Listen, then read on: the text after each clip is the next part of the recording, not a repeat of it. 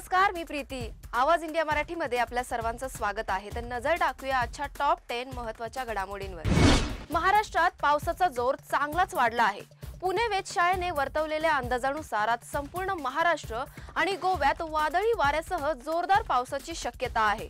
हवामान विभागाने रायगड, पुणे जिल्ह्याचा घाट विभाग आणि छत्रपती संभाजीनगर जिल्ह्याला ऑरेंज अलर्ट जारी केला आहे। यामुळे नागरिकांना सतर्क राहावे असे आवाहन करण्यात आले आहे।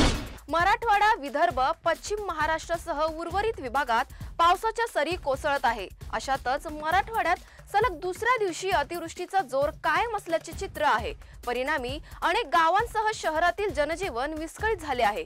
अद्याप पावसाचा जोर कायम असला तरी आतापर्यंतच्या पावसाने बळीराजाचे मोठे नुकसान केले असून या अतिवृष्टीची दाहकता समोर आली आहे। राज्यात आरक्षणाच्या मागण्यांवरून जाती-जातींमध्ये आंदोलने तीव्र झाली आहेत।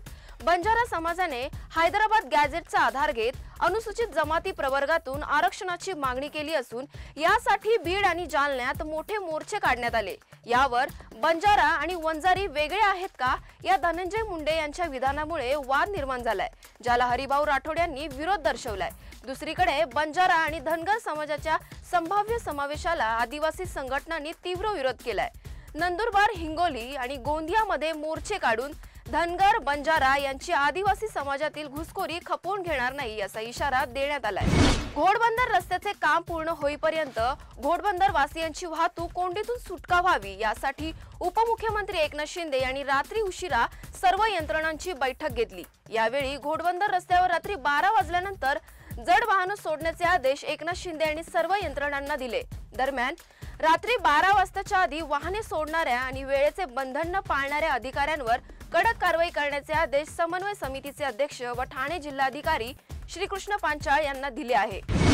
राज्यात लवकरच ई-बाईक टॅक्सी सेवा सुरू होणार असून राज्य परिवहन विभागाने ई-बाईक टॅक्सीच्या भाड्याचे दर निश्चित केले आहेत। ई-बाईक टॅक्सीचे दर ठरवताना सामान्य लोकांच्या खिशाला परवडेल याची काळजी घेण्यात आली आहे। पहिल्या 1.5 किलोमीटरसाठी प्रवाशांना फक्त 15 रुपये आकारले जातील, तर त्यानंतर प्रत्येक अतिरिक्त किलोमीटरसाठी 10 रुपये 27 पैसे इतके भाडे निश्चित करण्यात आले। यामुळे स्वस्त, वेगवान आणि पर्यावरणपूरक प्रवासाचा मार्ग मोकळा झाला आहे।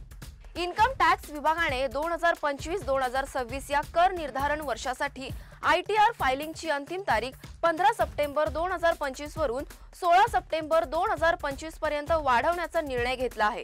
मे 2025 मध्ये आयकर विभागाने ITR फॉर्म मधील स्ट्रक्चरल आणि कंटेंट मध्ये बदल केल्याने शेवटची तारीख 31 जुलै वरून 15 सप्टेंबर केली होती। आता पोर्टलच्या तांत्रिक अडचणी लक्षात घेता ती आणखीन एक दिवस वाढवून 16 सप्टेंबर करण्यात आली आहे। बॉलिवूडची प्रसिद्ध अभिनेत्री शिल्पा शेट्टी हिचे पती राज कुंद्रा याची मुंबई पोलिसांच्या आर्थिक गुन्हे शाखेच्या पोलिसांनी 5 तास चौकशी केली।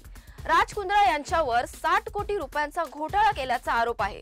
मिळालेल्या माहितीनुसार शिल्पा शेट्टी हिला देखील लवकरच पोलीस चौकशीसाठी बोलवण्याची शक्यता आहे। मुंबई पोलिसांच्या आर्थिक गुन्हे शाखेने पुढील आठवड्यातही राज कुंद्राला पुन्हा समन्स बजावले जाण्याची शक्यता आहे। पुढच्या चौकशीत अनेक साक्षीदारांची पडताळणी केली जाणार आहे।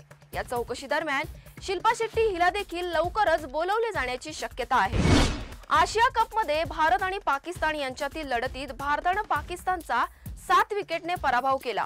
या मॅचच्या नाणेफेकीच्या वेळी आणि मॅच संपल्यानंतर भारताच्या खेळाडूंनी पाकिस्तानच्या खेळाडूंसोबत हस्तांदोलन केलं नव्हतं। यावरून पाकिस्तान क्रिकेट बोर्डाने ICC कडे तक्रार करत सामनाधिकारी अँडी पायक्रॉफ्ट यांची हकालपट्टी करण्याची मागणी केली होती। ICC ने पाकिस्तानची ही मागणी फेटाळली आहे। सर्वोच्च न्यायालयातील वकील सिद्धार्थ शिंदे यांचं काल रात्री दिल्लीतील एम्स रुग्णालयात निधन झालं। ते 48 वर्षांचे होते।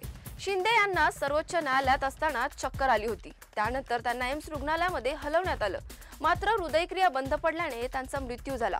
माजी केंद्रीय कृषी मंत्री अण्णासाहेब शिंदे यांचे सिद्धार्थ शिंदे हे नातू होते। दशावतार या मराठी चित्रपटाची सध्या राज्यभर चर्चा आहे।